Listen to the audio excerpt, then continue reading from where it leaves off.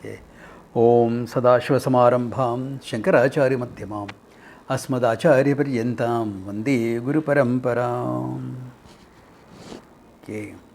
So any questions, clarifications? I think it was pretty simple last time what we did. Okay. We saw all the sadhana chatushtayam, okay, until mumukshutvam also. As I said, it is not elitist. It is not that others cannot listen to Vedanta, but it will work best in a person who has all these in optimum measures. In some measure, all of us have this. Okay? In some measure, all of us have it. But how much is a question, and it is all mentioned there so that you can fine tune it. Okay? You can check, it's a checklist for each one of us to fine tune and see what is necessary and not necessary. I know last time a couple of people have missed the class. Some of them are missing today also. But you can always catch it up with the videos we have put up on YouTube. It's all there. Okay? All right. Then a question may be raised. Hey, where did you get all this? Where have you got all these stuff from? That a student should have all that. So for that he is quoting one pramanam. Okay? Okay. From Brihadaranyaka Upanishad. There are many places where it is mentioned. Okay? May not be, every place may not have it completely. Okay? But it has been indicated in many places. Okay? So he is quoting in the next verse. In fact, the same verse on Mumuksha, in the 26th verse, he is quoting from Brihadaranyaka Upanishad. Okay? एवं भूतः प्रमाता अधिकारी शांतो दांता इत्यादि श्रुतेः. Says evam bhuta pramata. This type of a pramata, this type of a knower. Okay? Because remember, Vedanta is always, it's a cognitive process, not an experiential process. This is important to understand. Okay? There are many things in life which are experiential.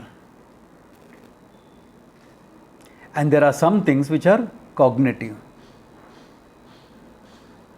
And as human beings, okay, the cognition is the highest faculty given to a human being.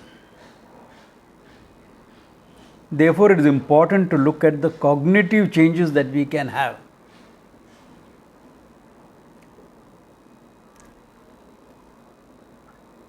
The experiences in life are supposed to make you grow as a person.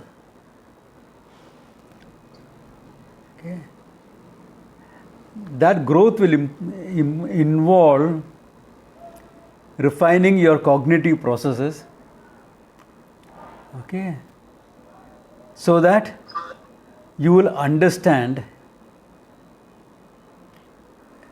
what has to be learned from those experiences. Otherwise, like for example, if your cognitive process lacks vairagya or objectivity, you will learn a wrong lesson from an experience. I have always told you this about this man, this padri, who was going around trying to get people to reduce, if not totally give up drinking. Okay. So he used to make it an experiential thing, learning.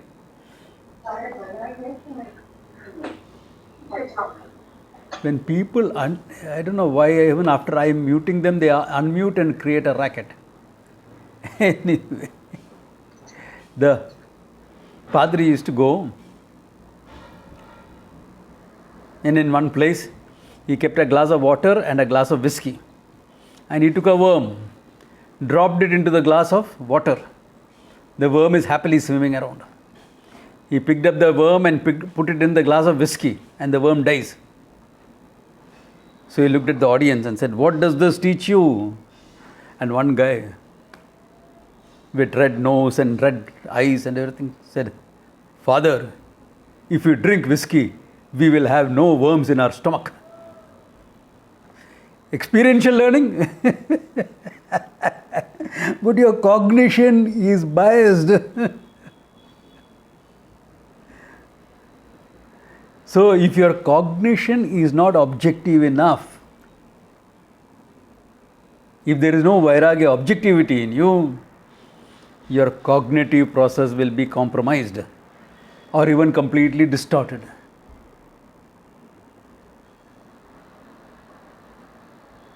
There was old movie, 40 years old movie called One Flew Over the Cuckoo's Nest.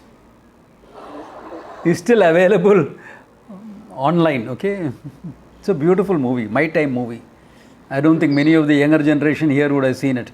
Below 50, I doubt whether anybody would have seen it. Okay. But there, this young man is not so young man, okay? He's taken to this psychiatric facility where after a psychiatric evaluation, the psychologist tells him, "You have been known to be highly provocative, aggressive, violent on 4 occasions." A lot of technical terms she uses, And he looks at her and says, 4 bloody fights. That's all I have got into. You are judging my whole life of 45 years based on the 4 fights I have got into. What is this?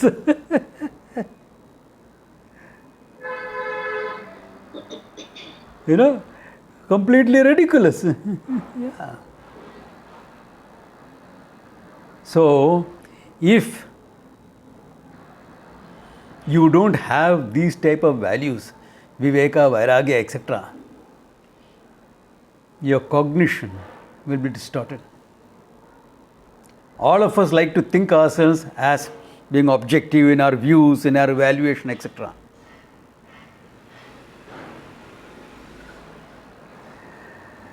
Like how we say in martial arts, your focus requires some more focus. Similarly, our objectivity could do with some more objectivity. Because our experiences in life color us. We forget that our experience is only one segment of the whole thing that we call life. It may be valid for me.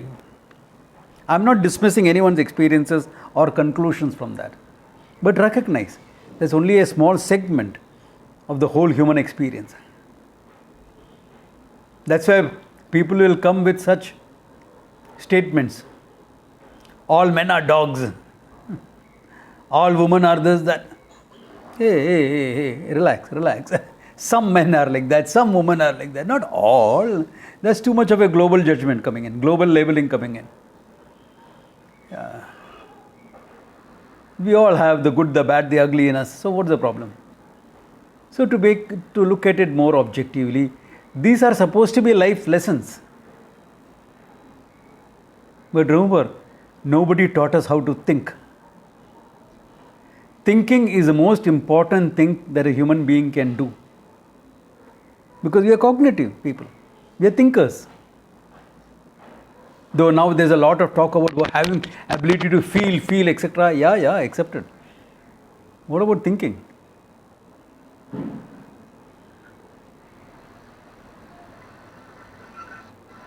So that part, nobody teaches us. Unfortunate. In the whole world, I know of only one institute Who was the author of lateral thinking? Anyone remembers? De Bono, yes. Edward De Bono. He is the only person who has set up an institute for thinking. In our old Gurukula system, the first thing was thinking. How to think. Through Nyaya, etc. How to think, how to use logic, how to see the errors in your thinking. Cultural biases, distortions, experiential biases. So, Viveka, Vairagya, etc. is cultivation of all this. Shama Dhamma is about processing those things. All this become a very important part of my maturity. Irrespective of my age. Yeah. Irrespective of my age, this is part of my maturity. I start stimulating children's thinking when they come to me at the age of 3 and 4. Through my jokes, through my provocative statements, do that. Silly questions I'll ask them. Because it's important how you learn to think. Only then I can have my maturity. And a mature person is the one who studies Vedanta. Maturity is important. And that's all we need actually for studying Vedanta. Maturity. And one way of summing up maturity would be to think clearly, feel deeply, act decisively. Not impulsively, decisively. Impulsive action we are all capable of. That's what gets us into a lot of issues.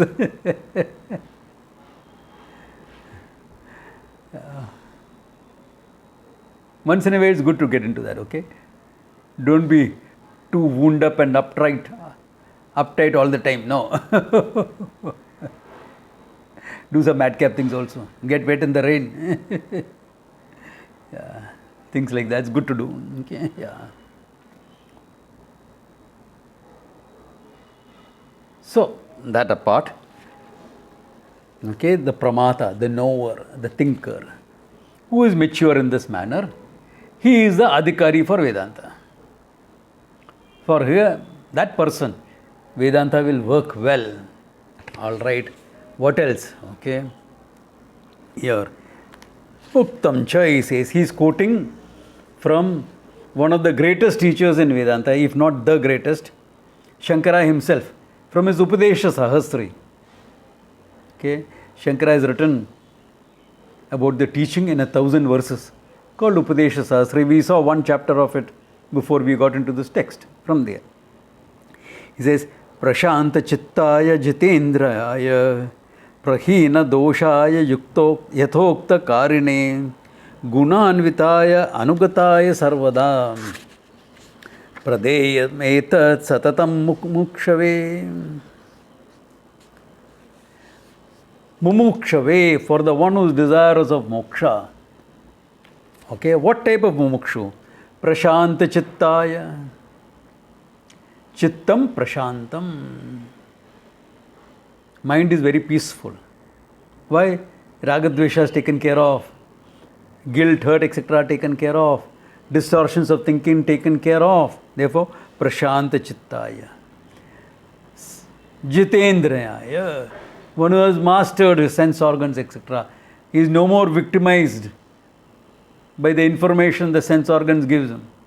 He has a mastery over that. His body and mind does what he tells them to do. Okay, that person. Therefore, samadhamma, etc. is strong. Prahina doshaya. All doshas have been removed. Doshas are all the kleshas in your mind. Guilt, hurt, pain, unresolved issues, anger, etc. Okay. All these things, prahina doshaya. One was removed. It's a psychological process. Remember, I always say, your spiritual growth is built up on the base of psychological growth. Therefore, prahina doshaya yathokta karine. One who does what you tell them to do. Now, this is something that the modern mind will have a bit of problems, okay? Because when you are in society, okay, and learning part-time, yathokta karine can be taken a little bit, except when it comes to Vedanta, not other things in life. Okay? When it comes to Vedanta, it's good to say, if I say, hey, go think about it, okay, check up and write something about it, that yathokta karana is enough. Whether you should fast on Ekadashi or not is your choice. Okay. I won't say anything about that. But if a sadhana is given, hey, do this meditation for some time regularly. Yathokta kari. Hey, you have to do it. Otherwise, where is the growth happening? Therefore, you have to see that the Guru does not have an axe to grind. He doesn't have a personal agenda in his interaction with you. Okay, having said that, I have to say, I have a personal agenda in my interaction with all of you. And what is my personal agenda? To ensure you get moksha, okay? I will do everything I can so that you can gain moksha, okay? The question is, are you willing to do what it takes? Therefore, all a guru will ask is only that. To do what it takes to gain moksha. Not at anything at a personal level in that sense of the word. No. Take care of your growth. That's it. Okay. Yathokta karini. Gunanvitaya. Who has all the gunas? Viveka, Vairagya, Ityadi. All the gunanvitaya. Anugataya sarvada. Who is willing to walk the path that is shown. Okay. Because sometimes sadhana, etc. is given. And what sadhana, japa, this, that, etc. It varies from person to person. Two people will never be given the same sadhana, generally. I mean, of course, it's an exaggeration that two people will not be given the same, because everyone will be given some japa, dhyanam, etc. But there will always be something different for everyone. Always will be something different. Like, I mentioned this example long back. There was this guy who came to me, young man, 20-year-old. And I knew it was a simple class, beginner's class, but he was struggling to grasp what I was saying. So after the class, he waited back to speak to me.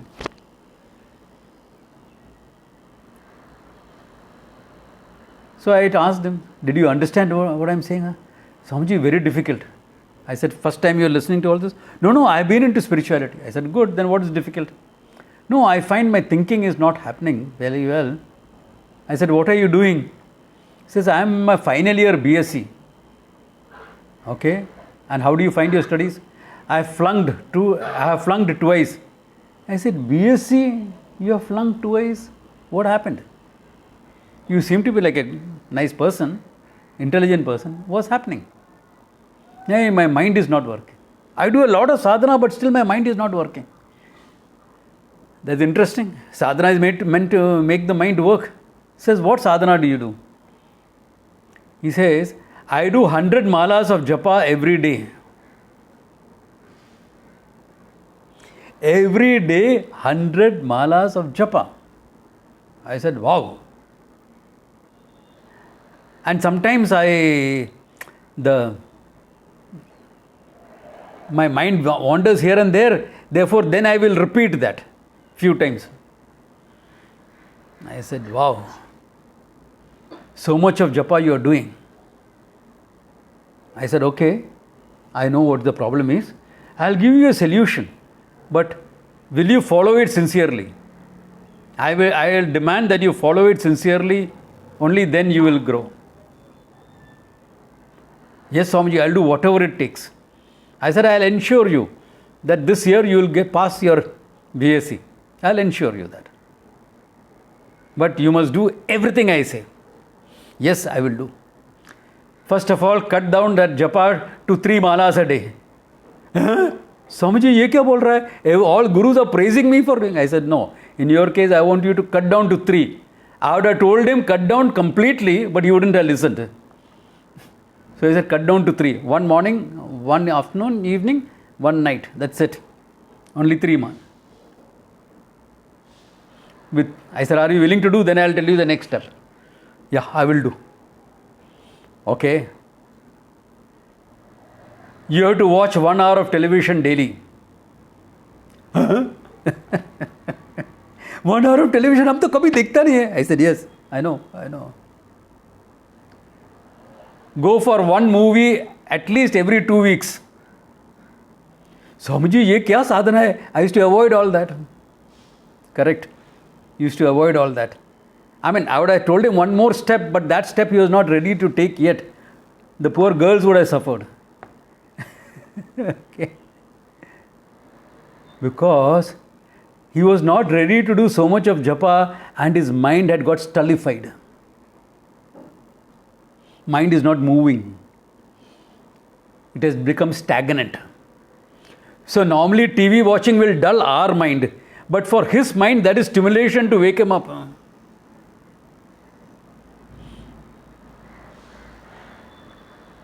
That movie, watching the movie, they'll all stimulate different types of thinking and emotion in him. Whereas for you and me, that's just time pass, maximum.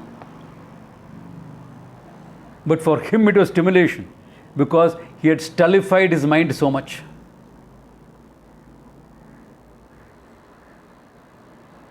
Are you getting the idea? I mean, this is an extreme case, but just because somebody else is doing some sadhana, I don't think I should also do the same thing. If there is someone here who's doing, say, 5 malas of japa a day, oh, Swamiji said it, so I should cut down to 3 and then watch TV for 1 hour more and then go for... No. This type of extra sadhana that is given other than japa, dhyanam, etc. and karma yoga is personal. It happens only on 1-to-1. Okay? It happens only 1-to-1. Because each mind requires different things to grow. Yeah. Someone I may give an advice, go get married. Get into a relationship. He needs that to grow. Someone else I may say, forget all that. Don't trouble any young girl. Leave her alone. You're not fit for it. Yeah, I mean it varies. It varies from person to person, that type. Therefore, anugatam you have to take it carefully, okay? Anugataya sarvada, such a person. And believe me, that guy did grow, okay? He did grow, he became a much better thinker, he cleared his exams, all that happened. Then he started getting more interested in life. I said, अच्छा ठीक है चक्कर में गिरो 20 साल का बाद आ जाएगा. Because now he requires life's experiences, not spirituality. He has been stunting himself from psychological growth, emotional growth. So let's go and experience life. Then either he'll become happy there and he'll go on that and then come back to me after 40 years if I am around. Or after 10-20 years he'll come back saying that, okay, समझिए बहुत दुख हो गया. Okay, ठीक है. Either way it is good. If he is happy it is good, if it is unhappy also it is good. Growth will happen. Growth will happen. Yeah. Okay. All right. So with that, okay. This is, he is quoting from the Upanishad as well as Upadesh Sahasri to show where these ideas have come and that all these ideas are in harmony with the Vedanta teaching, with the Parampara. Okay. Now after Adhikari, next one is subject matter, Vishayaha. What is the subject matter of Vedanta? Remember the first chapter he had introduced all these. Adhikari, Vishayam, Prayojanam, Sambandha, etc. So now he is dealing with what is the subject matter. Vishayaha, Jiva Brahma Aikyam, Shuddha Chaitanyam Prameyam, Tatra Eva Vedantanam Tatparyad. What is the subject matter? Vishayaha. Jiva Brahma Aikyam. The oneness of Jiva and Brahman. Jiveshwara Aikyam. The oneness of Jiva and Ishvara. As what? Shuddha Chaitanyam Eva Prameyam. What is to be understood is what? Pure consciousness. That pure consciousness is the subject matter of Vedanta. That means what? You are the subject matter of Vedanta, not a book.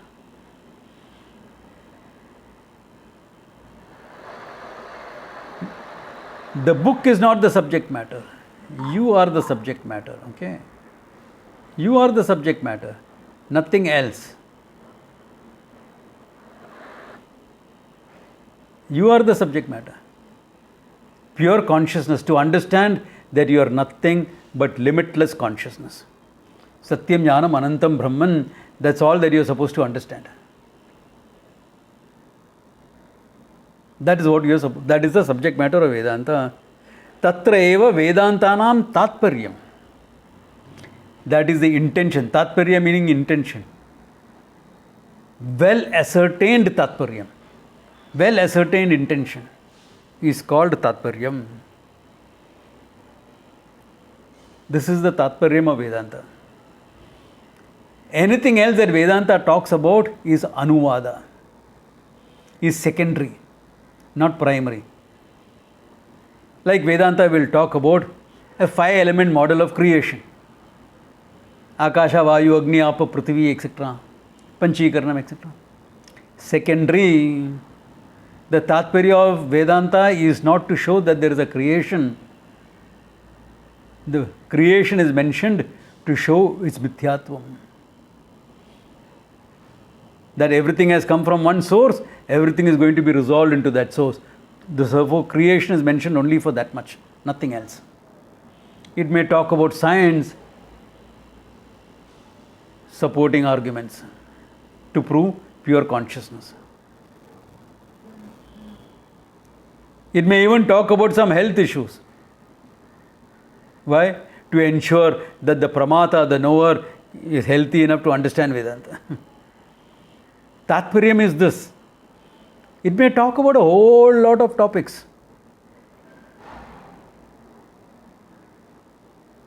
All that is to make you understand what Vedanta is. It may give various meditations, various forms of upasanas, various forms of worship.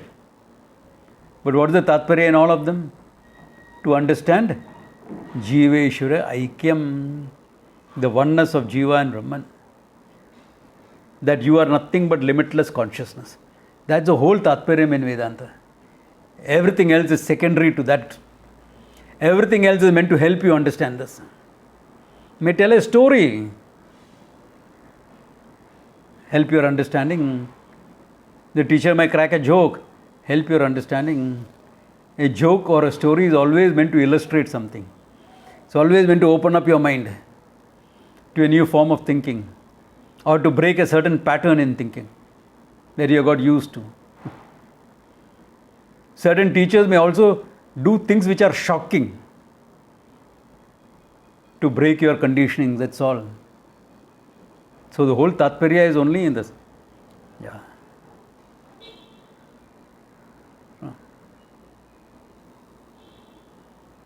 So that is the subject matter of Vedanta.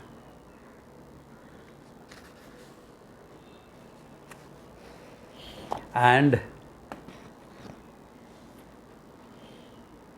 the problem is, I have taken myself to be other than everything that Vedanta says. My opinion about myself is completely opposite of what Vedanta is telling. And the vision of Vedanta is something almost too wonderful for me to believe.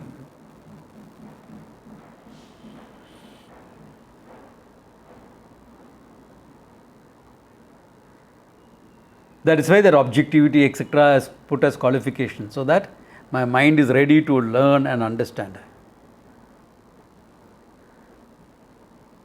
I have strong bhakti, but my bhakti is not my conditioning.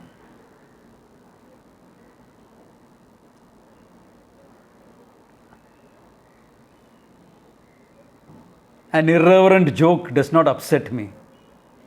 Sir, 1 minute. Yeah. You said strong bhakti. After that, something you said. It's not my conditioning. Okay. Yeah. It's not my conditioning. Because bhakti conditioning can also be there.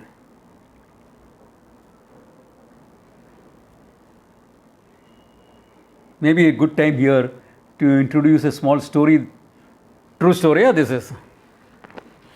Swami Vishnu Devananda Giri, one of the Mandaleshwars of Kailas Ashram. Great soul, great teacher.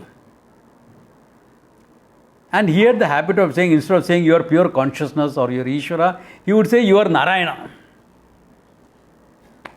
We have to adjust to the teacher, not the other way around. He would say this, you are Narayana. And there was this Bhakta, Parama Bhakta, who came to study from him. And he was, every time this guy said, you are Narayana, this man would feel very odd.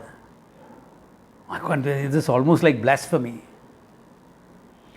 And Rishikesh is a place where you will get all types of teachers, okay? All types of guys are there. In fact, you have to be careful when you go to Rishikesh. Okay. From Tantrics and Aghoris and Vedantins and Naga Babas, all types of people will get. Yeah. I spent years there, so I know every nook and corner of that place and what happens. Now, of course, it's all full of yoga. Previously, yoga was almost unheard in Rishikesh.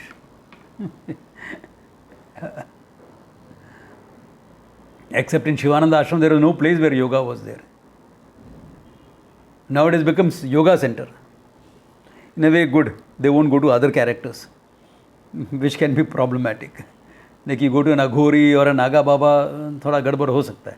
If you are not ready, it can be. If you are ready, no problems. Okay. But it's very demanding. Okay. Those tantric Aghoris and all are very demanding. It's not easy for everyone to do those sadhanas. Okay.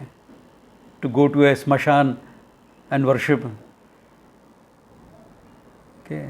With the dead bodies burning around you and all. It's not easy for most people. Okay. Anyway. So this man in Rishikesh, he was roaming around after the class.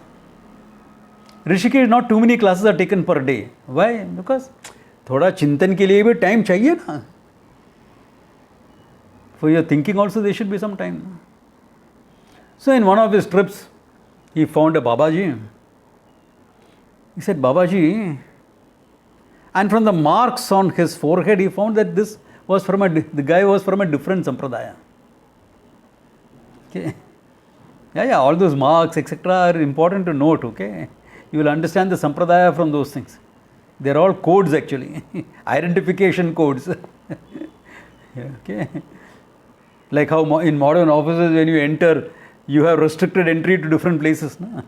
Yeah. Like that, these are identification codes, okay. So from that he found out that this guy was from a different sampradaya.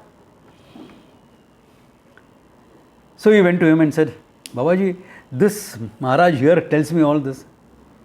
How can it be? How can I be Narayana? So that Mahatma told him, see, you can never be Narayana. Narayana is Sarva Guna Sampannaha, Sarveshwaraha, Sarvasya Karta. You are Alpajnaha. You are a finite guy, you know very little. How can you be? You cannot. I will teach you the proper thing. Okay, ठीक है. So 12 years he studied under that Mahatma. 12 years. Pakka and logic, this, that, everything. Okay. And what is the teaching? You and Narayana are different. Narayana and Jagat is different. Jagat and Jiva are different. All the way to Dvaitas, all the way at 3 levels. Fundamental teaching. Okay. And he knew, Vishnu Devananda knew that this boy is studying there. Okay, ठीक है. After all, who am I to decide whom the boy should go to? अपने अपने प्रारब्ध से चले जाएगा. Your prarabdha and your thinking will take you to different teachers. What does it matter? So he said a prayer and left him. And the boy knew that this old man is still teaching. I have studied 12 years. I came here as a 30-year-old. Now I am 42. I am middle-aged. The old man guy is still teaching. This is not correct. I should enter a debate into. So we went up to Kailas ashram. Said, Maharaj ji kidhar hai? Oh, Maharaj ji to Ganga kinare hai. Acha, Ganga kinare kya karta hai? So we went to Ganga kinare. Close by. From Kailas ashram to Ganga kinare is a couple of 100 yards. Not even that much, less. And he found the local Murari had come. Murari was a barber. He's getting his knives ready, his razor, old-fashioned razors, remember? Nowadays, no barber uses them. Even a barber doesn't use them. They have the ones which you put blades into it.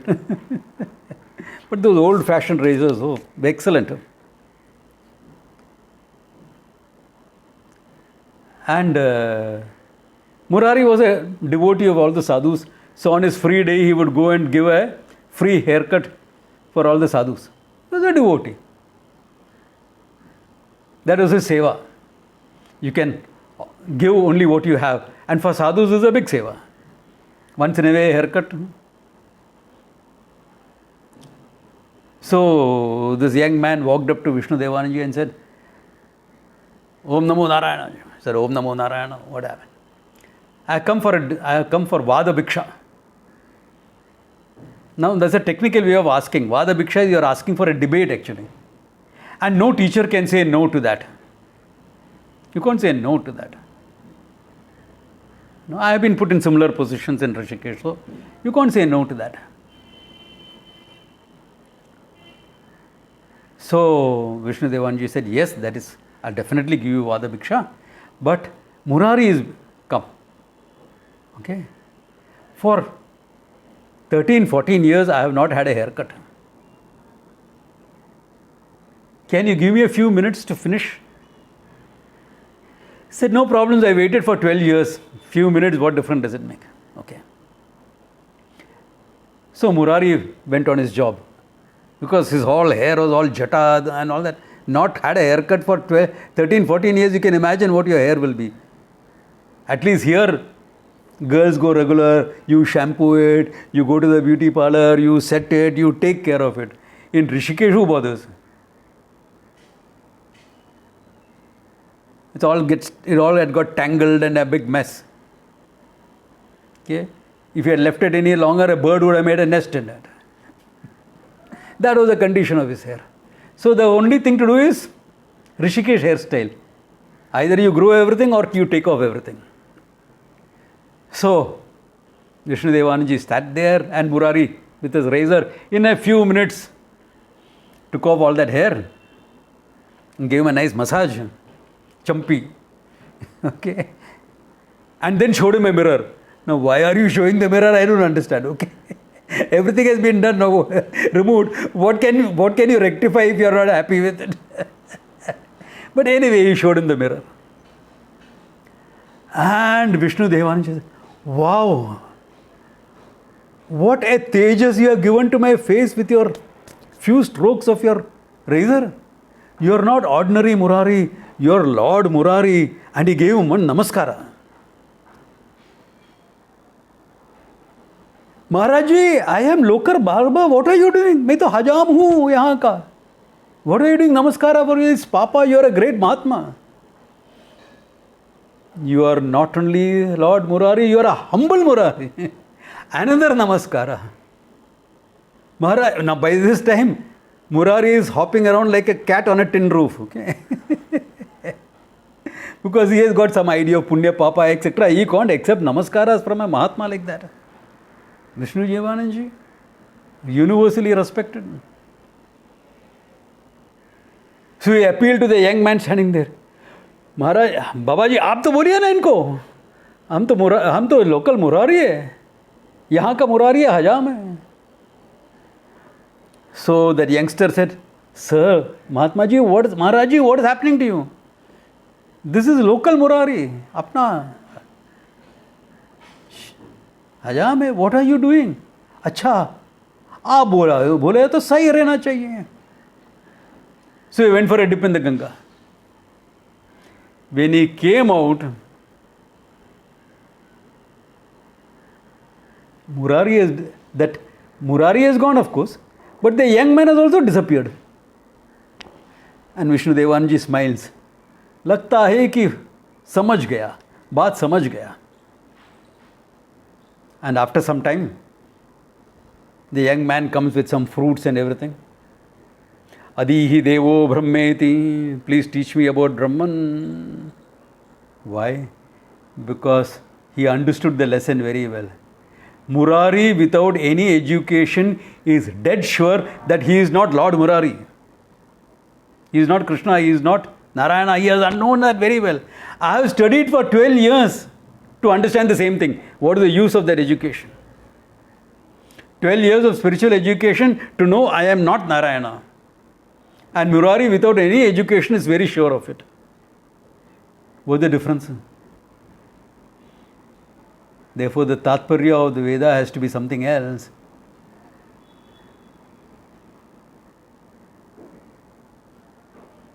You don't need science to tell you gold is gold and iron is iron.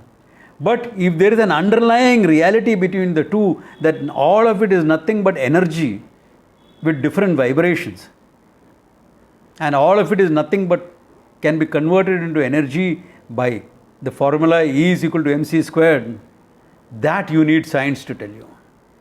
Gold is gold, iron is iron, your eyes will tell you. What is more that has to be said? Therefore, I told this story. It's an old story. My teacher used to use it. It's going around in Rishikesh. My teacher used to tell it more elaborately. I took only 10 minutes to tell it, 5 minutes to say it. My teacher would tell it more elaborately. Why? Tatparya of the Vedanta. Therefore, a story or a joke also is meant only to reveal the Tatparya of Vedanta, Jiva Brahma Aikyam.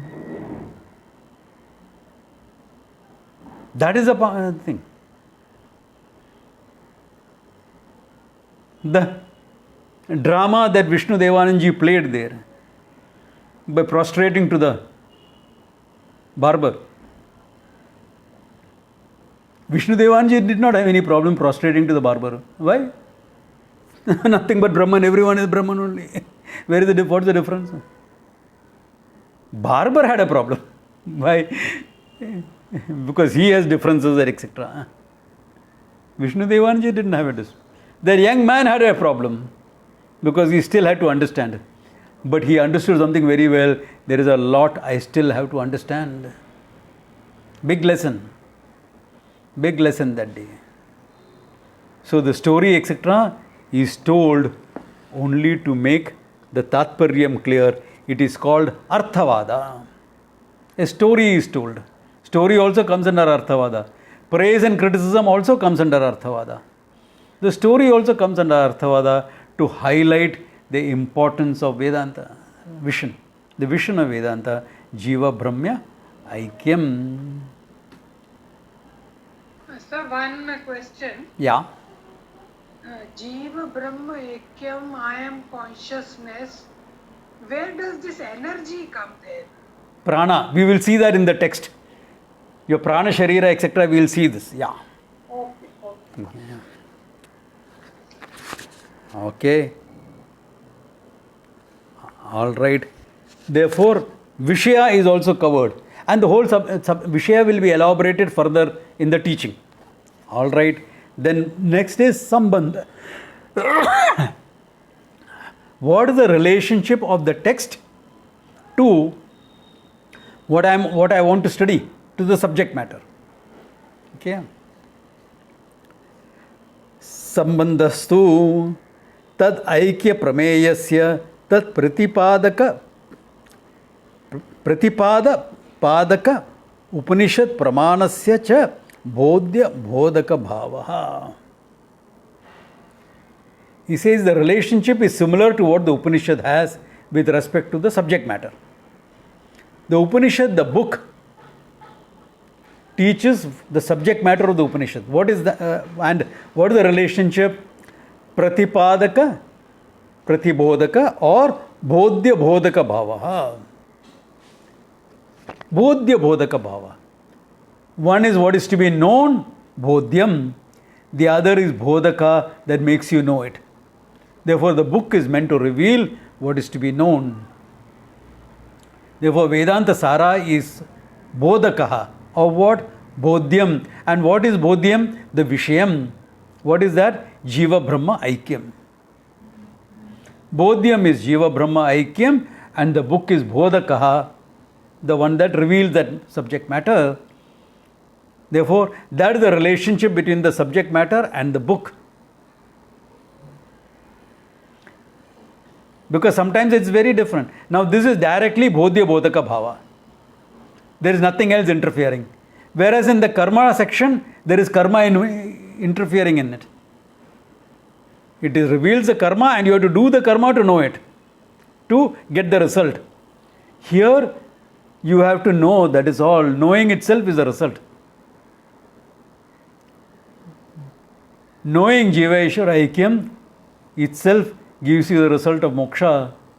Whereas knowing about heaven will not give you the result of heaven. After knowing, you have to do. Karma is necessary. Here, knowing is enough. You have to make it a fact of your life. Yes, that is why the sadhana chatushtaya is given. The more the sadhana chatushtaya you have, the easier it is to bring it into your life. Easier it is to become a fact of your life. Okay. Then, okay, what is the result? Prayojanam. Adhikari, Vishaya, Sambandha, Prayojanam. That's how he had said it. Adhikari, who's a fit one to study? Vishaya, what is the subject matter? Sambandha, what is the relationship between this book and the subject matter? Like, you have this in English also, isn't it? Coding for dumbos. Okay. Computer programming for dumbos. I saw a book like that. That means what? Even if you don't know anything about it, this will teach you the basics, how to enter it. It won't teach you everything. After that, you have to study further. But enough for people like me just to have an understanding. So that will be classified as an introductory work. But when you have Bodhya Bodhaka Bhava, that can give you the whole thing. Yeah. Nobody will write a book, Vedanta for Dumbos, okay?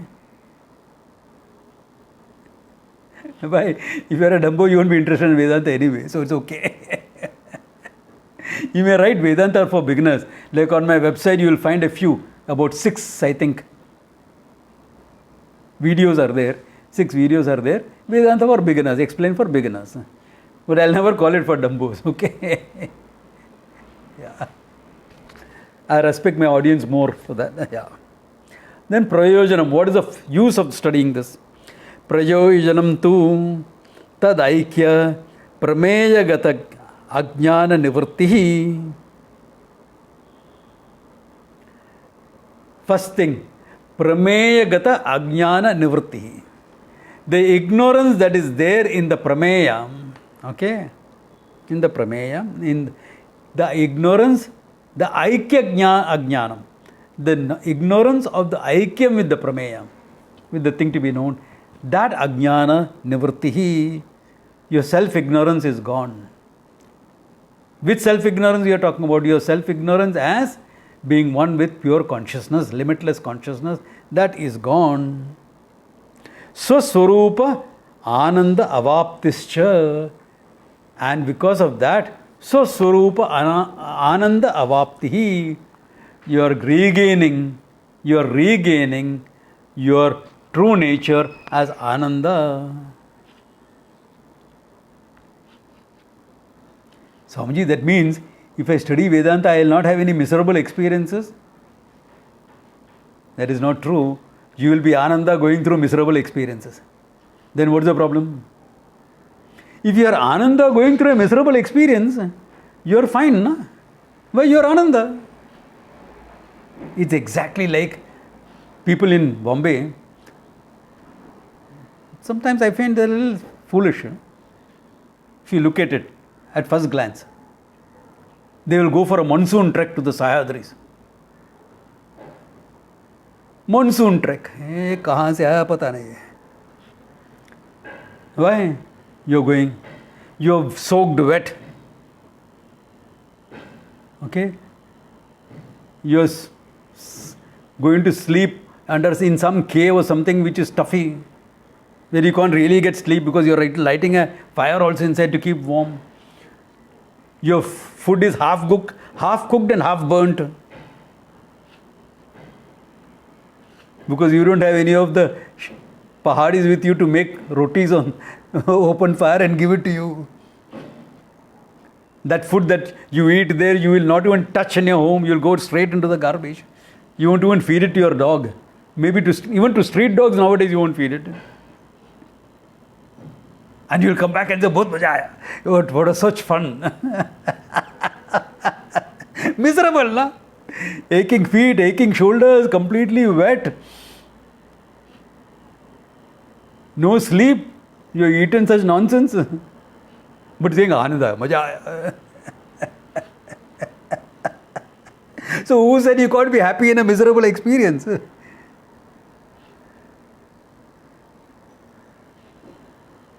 Who said you can't be happy in a miserable experience? So if you are discovered your Ananda, no miserable experience is a problem for you. You are Ananda right through. You won't have to be like my trekker friends, I had a group which I used to go a little bit trekking with. Because in the Himalayas, I have gone as a sadhu, I have gone as a trekking also. Both I have done.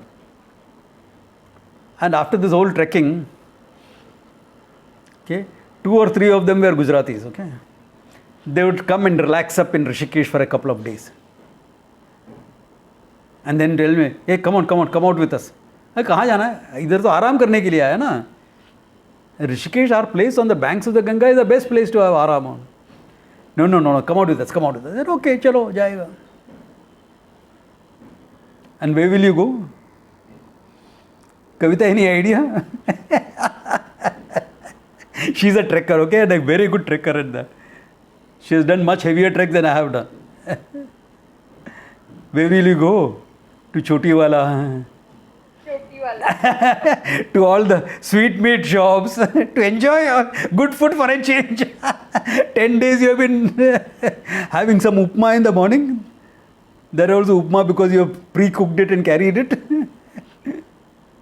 You can just boil it in water and have it. Afternoon, no lunch. You eat some chikki and chocolate and things like that. And dinner is again roti and with some dal or some jaggery or something like that. Minimalistic. 10 days like that. Very good to lose weight, okay? Always come back from a trek 4 kilos later. Yeah, 10 days, 2 weeks like that, you will lose 3-4 kilos. Aram se. Because so much of exercise happening at high altitudes, 16,000 feet. You will come back fitter, stronger, better lung capacity. You won't have to be like that. You won't have to look for happy experiences. Why? Ananda. Happy experiences are there, great. Unhappy experiences are there, still great. Ananda avaptischa. How do you know that? Upanishadic statement, Chandogya, tarati shokam atmavit. Atmavit, the knower of the self, shokam tarati. Brahmavid brahmeva bhavati. Mundaka. My name has come from here, okay? Brahmavidananda.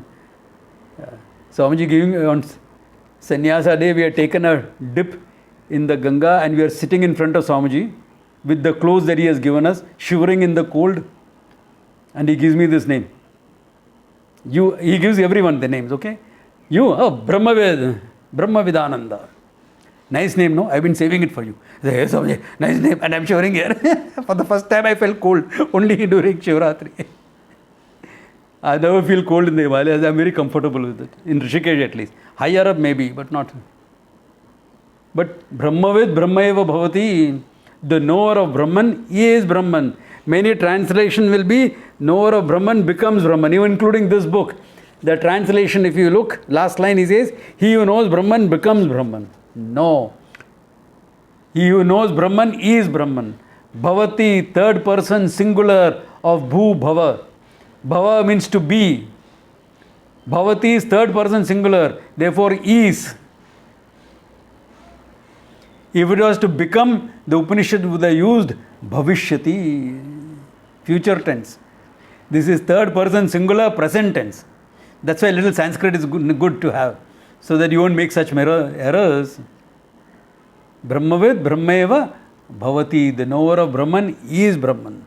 You don't have to do anything to become Brahman. If you are becoming Brahman, it's a process of change. It is finite, time bound. So you will unbecome Brahman also. Back into samsara you will become. No. You are, the Vedanta is revealing the obtaining identity between you and Ishvara. What already exists, but which is shrouded in ignorance. Therefore, knower of Brahman is Brahman. The only problem is one of ignorance which you have to get rid of. That is the whole thing. Alright. Therefore, knower of Brahman is Brahman. Brahmavid Brahmaeva Bhavati Ityadi Shrutischa. So all these Shrutis point out that knower of Brahman is Brahman. Alright. So now everything is over. Let us get into the subject matter. He says, yes, let us get into the subject matter. But before we get into the subject matter, we have one more small topic to handle. 2 verses only. What is that? Look at it. The necessity of a guru. Why is a guru necessary? Okay. Now look at what he is saying here. Ayam adhikarihi janana maranadi samsara analaha santaptaha. Such an adhikari. Which adhikari? Sadhana chatushta sampannaha, viveka vairagya shat sampati mumukshutva sampannaha. Such an adhikari. Janana maranadi samsara. The samsara which consists of janma maranam. Indication. Birth and death is an indication of your helplessness in the samsara. Because neither birth nor death is in your hands. Latest James Bond movie coming out. Too busy to die.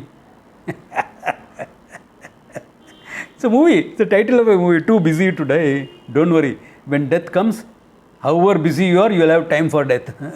Okay. You say na, in Hindi also you say that. ये मरने के लिए भी फुर्सत नहीं है. मरने के लिए भी फुर्सत नहीं. That is just a statement to indicate how busy you are. That's all. But janma marana, to indicate your sense of helplessness with it. Therefore, janma marana, anala, the fire. Samsara anala, the fire of samsara. Santaptaha, you are afflicted by the fire of samsara. That means what? An adhikari really has to understand the problem very well. The problem of finitude. If you say my life is fine,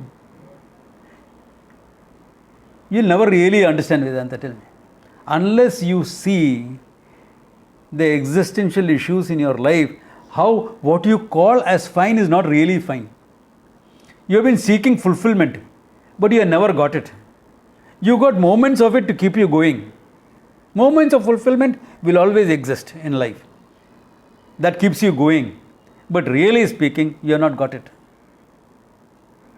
And somehow, you have resigned yourself to a life with only moments of happiness in between. And with this type of modern thinking, we create enough happy memories so that we can live with our memories. Hey, you're living in the past. It is not the reality now. It is not going to be the reality tomorrow. Memories. It's good to have memories, yeah. Good, bad, ugly, whatever, it's good to have. Why all of them made me what I am, no? And I'm happy with what I am. But can you say that? Everyone verbalizes it. Oh yeah, body positivity, all that. बोलने का बात है. Yeah. They become very miserable. Why? Because they have body positivity and the other person doesn't accept them like that.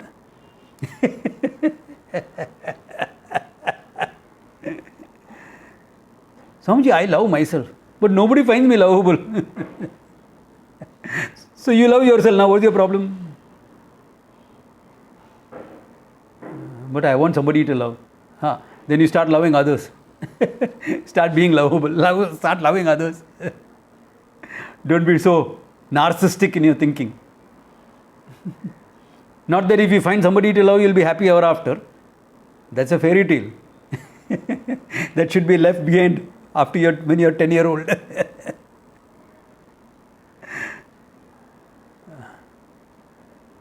Therefore, samsara anala samtaptaha, who is burned or afflicted by the fire of samsara. Deepta shiravat, like one whose hair is on fire. Just imagine if your hair is on fire, what will you do? Jala rashim iva. You will search for what? A water body, na? Or at least a bucket of water.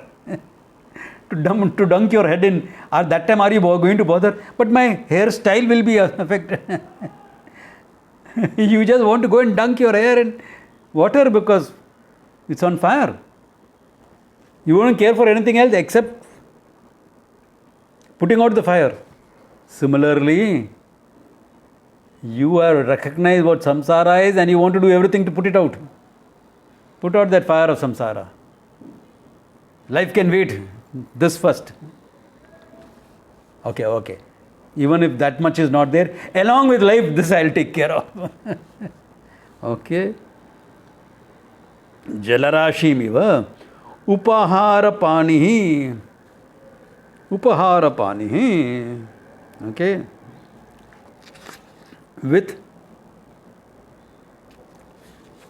an offering in hand. Because it's a dharmic thing, okay? Vritta panim na pashyeti rajanam devatam gurum. You don't go empty handed to meet a king. You take a token. The king doesn't need anything. What does he require from you? He's a king. He's far richer than you'll ever be. And this is a villager going. He will take a pumpkin for the king. Because that's all he has. It's a token that I would like to offer you, whatever I can. Now, what is the king going to do with a pumpkin? But attitude. Rajana, Devatam, when you go into a temple, you make a small offering. A coin if nothing else. Palam, patram, palam, pushpam, toyam, anything. Some offering. You don't go empty handed. Idea is, Tera tere arpana kya laghe mera. What is yours I am offering. I am recognizing that. This is an attempt at recognizing. Similarly, a guru also. Be careful. When you come to see me, don't bring anything, okay? I am already putting on weight. Problem ho jayega. Okay. This is once in a way, okay? Yeah. Okay. So, vrittapani, okay? Na pashyeta. And therefore upahara pani, samit pani, upahara pani, these are all what is terms used. Samit pani, carrying firewood in your hand, because those days ashrams used firewood. And there are a lot of people saying firewood is a constant necessity. There is nothing like too much of firewood. So you are making their job easier by taking some firewood with you. So the idea is to make the job easier, that's all. So it shows an indication, an attitude that you are willing to do what it takes. So today when you come to see me, don't bring firewood, okay? मैं क्या करेगा firewood like? I don't do a homa at home. Anyway, I'm not supposed to do also. Therefore, samit pani hi, upahara pani, etc. And what type of a guru you should go? That is also clear. Qualification of the student has been mentioned. Qualification of the guru, this is not a one-sided job, both-sided. What type of a guru? Kshotriyam brahmanishtam gurum upasamkrutya. Okay? Go to a guru who kshotriyam brahmanishtam. This is where the problem starts. How do you make out his kshotriyam brahmanishtam?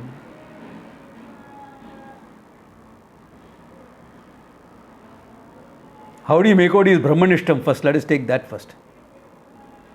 How do you know he is rooted in Brahman? Oh, if he is brahmanishta, it will be like Arjuna's question in the second chapter. Sita prajnasya ka bhasha. How do you describe a Sita prajna? Sita prajna is brahmanishta, one who is rooted in Brahman. How do you describe it? What description will you? For all you know, the brahmanishta may be living like the guy next door. Yeah. He'll be living as an ordinary person. He may not even have this uniform. Okay, the sannyasi uniform he may not have. How do you know? A brahmanishta never gets angry. Brahmanishta never gets angry. Did you all know Swami Chinmayananji? He was a minute man, volcano. Of course, the anger would be there only for 1 minute, but that time he was a volcano erupting. But he was a brahmanishta, fine.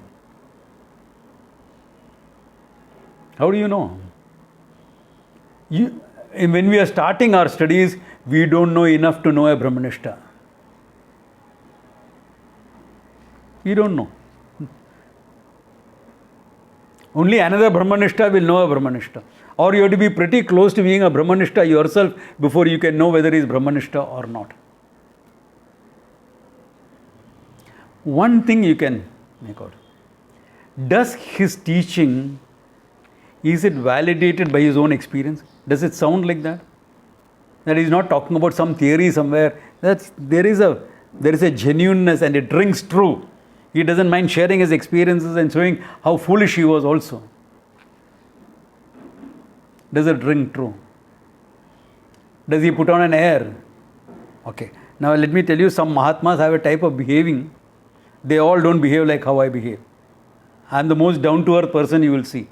Some Mahatmas have an air about them only so that the students will take the teaching seriously. That's all. So I am comfortable with that also. I have lived with them, I know. And with them I also behave in that manner. Why? When in Rome, do as the Romans do. Yeah. So I am comfortable with that. Like when I was a student in Rishikesh, I would never wear a watch on my wrist. Though I had a watch, I would always wear it on my belt. Why? That's sadhu line, this thing. And you never make a mistake of asking another sadhu time. महाराज जी कितना बच गया? अरे जो तीनों काल अतीत है उसको टाइम से क्या लेना है? Beyond the 3 periods of time, what time are you asking? Though all of them know the time because you have to reach the bhiksha for food in time. The kshetra you have to reach for bhiksha in time.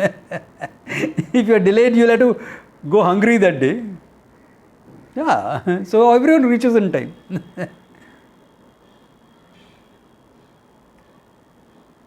Therefore, you will never know. But does it?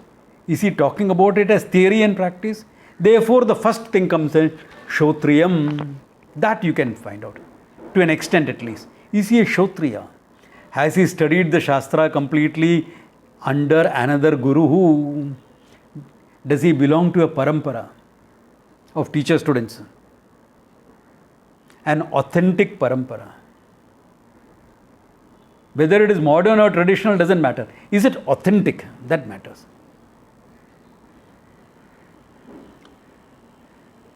And if he is an older guru, then you can check up, does he have students who have become gurus themselves? Then you know, okay, if he has has students who have become gurus, he must be authentic. He's not holding anything back.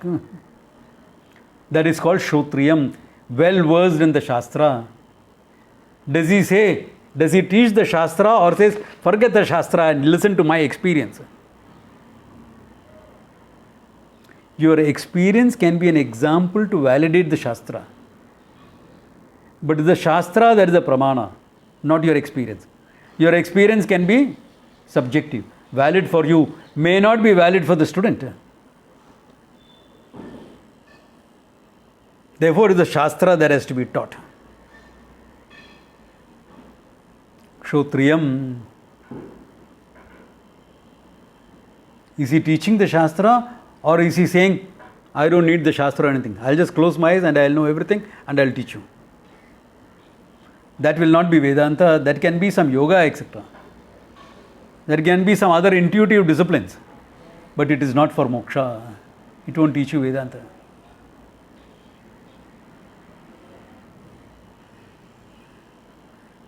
If an ignorant man closes his eyes and sits down, whatever conclusion will be touched by ignorance. Therefore, Kshotriyam, Shastra is a pramana, tasmat Shastram eva sharanam. Therefore, Kshotriya meaning one who has mastered the Shastra.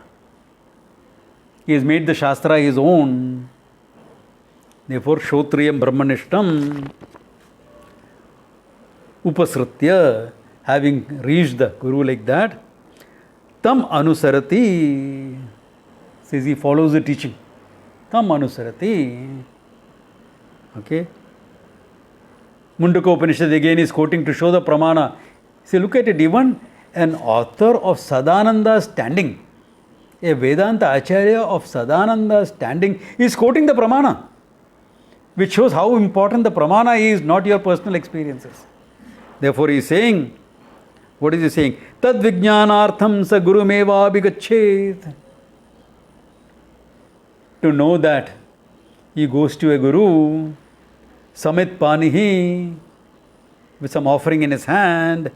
And what type of guru? Kshotriyam Brahmanishtam. Kshotriyam Brahmanishtam. Ideal type of guru here you can have. Kshotriyam Brahmanishtam. Okay? Therefore, there is a leap of faith here. That's why Shraddha becomes important. That's why Shankara, in his book Viveka Chudamani, says this. Durlabam traime vetat. Devanugraha hetukam. These three things are very difficult to gain. They are gained only by God's grace. What is that? Manushyatvam, a human body. Mumukshutvam, the desire for moksha, which includes other sadhana chatushtaya also. And Mahapurusha Samashraya, refuge in a Mahapurusha. I know one thing. Some God's grace alone gave me my teacher. Without God's grace, I don't think I would have had a teacher like. I was exposed to all sorts of nonsense. All sorts of stuff. Come on, my background is a sailor in Bombay. What will you not be exposed to, tell me?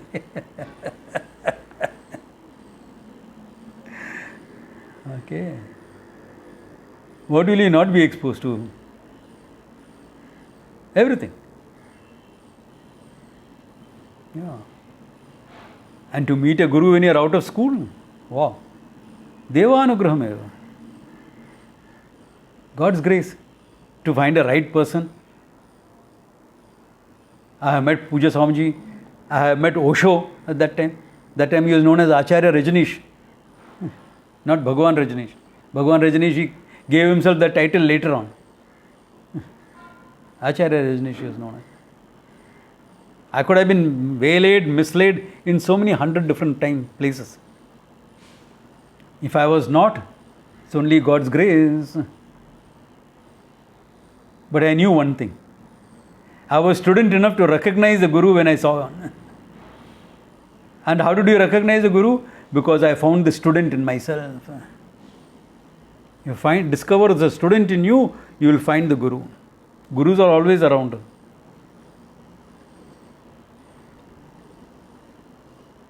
The Guru will walk into your life only when you are ready. He may have already walked into your life, but you will recognize him as a Guru only when you are ready. I walked into Swamiji's talks when he was young, when he was a young man and I was a teenager. But I recognized him as a Guru. It took some time, some exposure, some learning.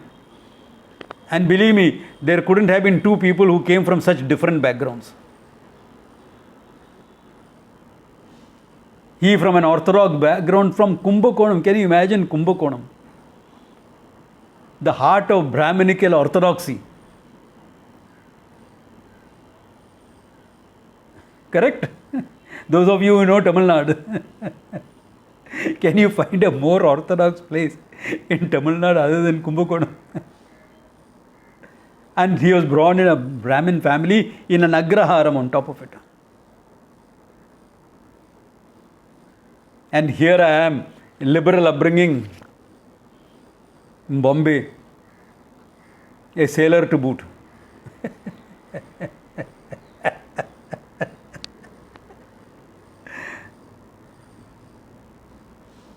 There couldn't have been a Guru Sishya of more diametrically opposite backgrounds than both of us.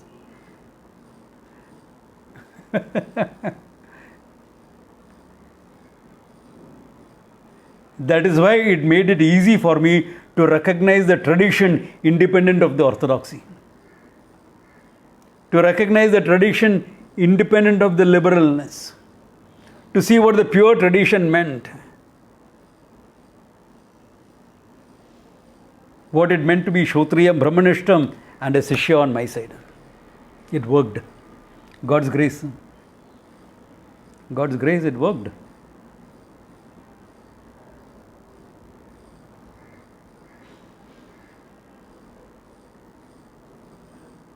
So the ideal Guru is Kshotriyam Brahmanishtam. Second level, okay, if you can't get Kshotriyam Brahmanishtam, get hold of a Kshotriya. Someone who knows the Shastra well and who is teaching regularly. So he may not be a Brahmanishta when you started studying under him, but by the time you finish studying, he'll be a Brahmanishta. Why? It takes some time for the Nishta means to make it a fact of your life. That always takes some time. That always takes some time. Therefore, if you are Kshotriya to begin with, you are still on track because he won't misguide you. His teaching may not have the ring of authenticity that a Brahmanishta's teaching will have. But don't mistake orthodoxy for being authentic, okay? It's different. He will not say things like, in time you will become Brahman. No, he'll say, right now you are Brahman. There's a big difference in the teaching. Right now you are Brahman. Pending discovery, that's all. Pending negation of your ignorance. Not you will become Brahman in time. When you say you will become Brahman, you know he is not a Kshotriya also. But he may make a statement, see, this is the Shastra is saying you are Kshotriya, you are Brahman. So according to the Shastra, you are Brahman. He will not be able to say, I am saying you are Brahman. That only a Brahmanishta will be able to say it. If he is sincere, honest, authentic. And why should he not be? He is a student of Vedanta. He was, now he is teaching. Acharya he is. What about only Brahmanishta, not Kshotriya? Great inspiration, but you can't profit from him. Because you can't learn. There are rare exceptions like that who, because of their past lives, they must have died before they became Brahmanishtas. So in this lifetime, they required just one word or two words from somewhere for their understanding. Classical example is Ramana Maharshi. Bhagavan Ramana of Arunachala. Okay. Tiruvannamalai. Greatest, among the greatest in our times. Okay. Brahmanishta. One word was enough. Arunachala was enough for him. Arunam in the form of light consciousness. Achalaha, immovable. Immovable is limitlessness. Two words but one name. Arunachala. Enough for him to gain moksha for himself. But he didn't teach. He was a great inspiration for thousands of millions of people. But you can't go to him and learn. What will he teach you? Find out who you are, then come back. He gave you a direction. All you have to do is find out who you are. So people start meditating, who am I, who am I, who am I? What answer will you get? From your own mind. Tainted by ignorance, any answer will be tainted by self-ignorance. Who am I? I am like this only.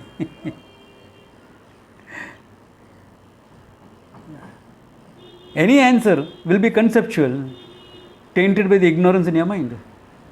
Therefore, someone who is only a Brahmanishtam cannot teach. He can be a great inspiration.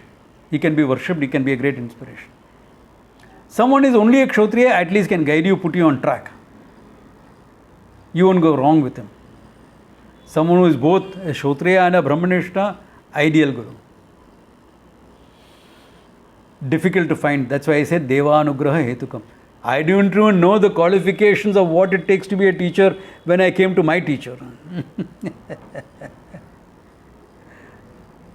I had no exposure. My exposure was liberal education, engineering education, the toughness of a sailor. Those days nowadays I joke, in my time, ships were made of wood and men were made of steel. Nowadays, the other way around. Ships are made of steel and men are made of wood.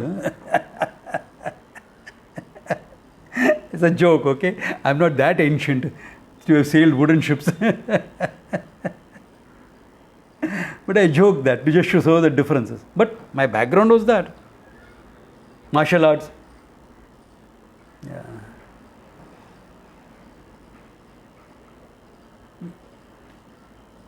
But Kshotriya and Brahmanishtam, God's grace only. It's only God's grace that gives you the right person. And you have to have enough student in you to recognize, irrespective of what his background is, he is the teacher for me. If the backgrounds match, it's easy because the relationship issue is not there. Even if the backgrounds don't match, if you are committed to moksha, great relationship will happen because Guru-Sishya relationship is one for moksha only. Everything else is secondary. Everything else is secondary. And that's what relationship I had with my Guru. Everything else is secondary. In fact, my Guru used to joke with me later in his life. Because of people like you, I got exposure to modern thinking. Sometimes it was shocking for me what all you guys would do.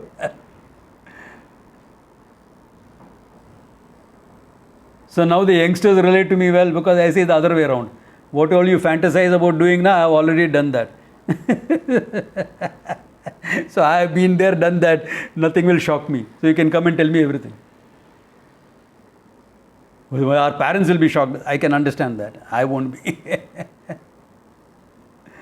Okay, so that is the type of guru you go to. There is one more verse about that guru, this thing about necessity of a guru, and something else to be added in why a guru is necessary.